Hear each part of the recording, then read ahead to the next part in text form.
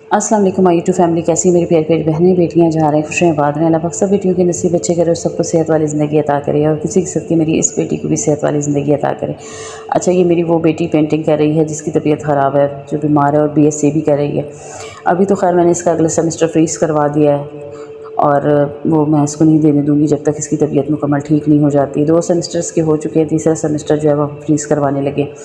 और अभी इन दिनों ये बहुत ज़्यादा मतलब डिप्रेशन में जा रही थी, तो उससे निकलने के लिए मैंने इसको पेंट मंगवा के दी है। अभी इस पर पेंटिंग करी। आइंदा मैं सोच रही हूँ कि दुपट्टे वगैरह लाऊंगी और दुपट्टों पर पेंटिंग का काम जो है ना मैं इससे करवा के और इसको अपना एक छोटा सा कारोबार शुरू कराऊंगी। वो मेरा इरादा है। अगर वो हम लोग अभी आगे कंटिन्यू करेंगे तो मैं इंशाल्लाह वो भी आपके साथ शेयर किया करूँगी। और मेरी पिछली वीडियो पे इतना ज़्यादा प्यार मोहब्बत दिखाने का बहुत बहुत शुक्रिया। और आप लोगों को अच्छी लगी मेरी कहानी, आप लोग ने उसमें दिलचस्पी ली, मुझे बहुत अच्छा लगा। अच्छा जी, टाइम को ज़ाया किए बगैर आते हैं अपनी डायरी के अगले पेज की तरफ। यानी कि कल की वीडियो में मैंने आपको बताया था कि मेरी अम्मी प्रेग्नेंट हो गई, लेकिन मेरी फूफो जो थी उनके साथ क्या हुआ। मेरी फूफो को अठरा की बीमारी थी।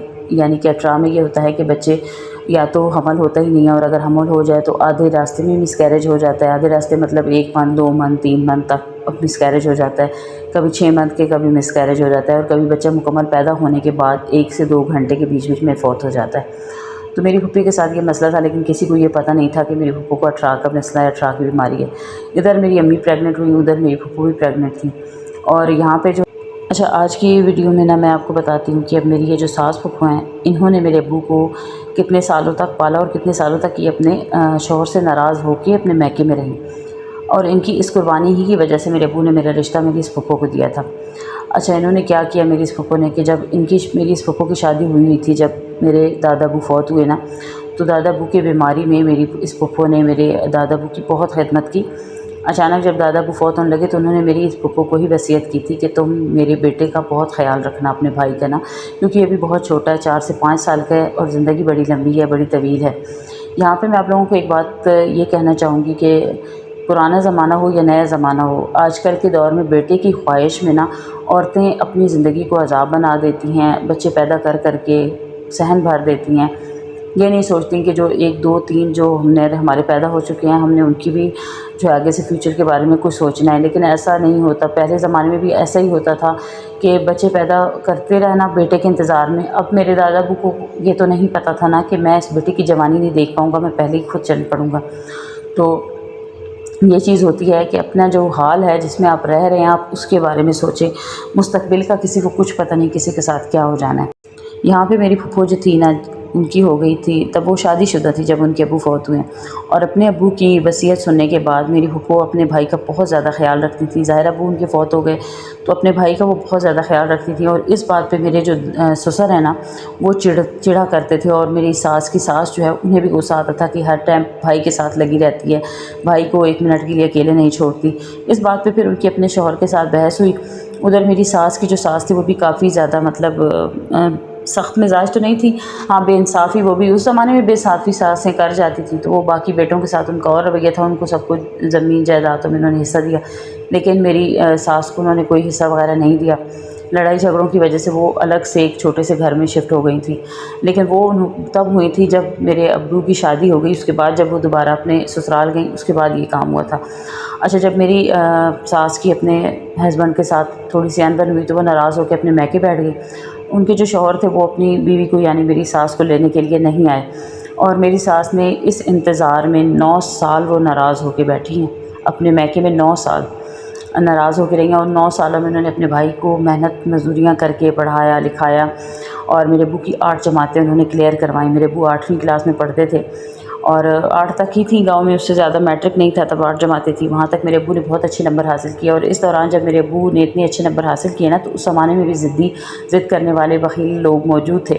अच्छा, उनमें से एक ज़िद्दी ख़ानदान ने क्या किया कि जब उन्हें पता चला कि मेरे अब्बू की नंबर काफ़ी ज़्यादा है और उनका बेटा जो है वो रह गया, फ़ेल हो गया, तो मेरे अब्बू बाहर खेतों में गए हुए थे ऐसे खेलने के लिए, दोस्तों के साथ जैसे बाहर जाते हैं, खेल रहे थे। तो वहाँ पे उन्होंने मेरे अब्बू को पकड़ के खेतों में इतना मारा कि एक उनको उन्होंने कत्ल नहीं किया, बाकी उन्होंने कोई कमी छोड़ी नहीं मारने की।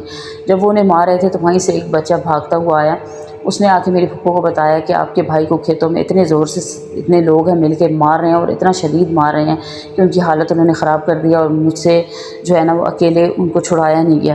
میری ساری پھوپھیاں بھاگتی دوڑتی ہوئی، کسی نے ڈنڈے اٹھا لیے سب نے اور گئی ہیں۔ جیسے ہی پہنچی ہیں ان کو پتہ چلا کہ ان کے گھر میں اطلاع مل گئی اس کی بہنیں آ رہی ہیں، وہ لوگ وہاں سے بھاگ گئے، لیکن انہیں اس وقت ان کو مارنے کے بجائے انہیں اپنے بھائی کی پڑ گئی، میرے ابو کی۔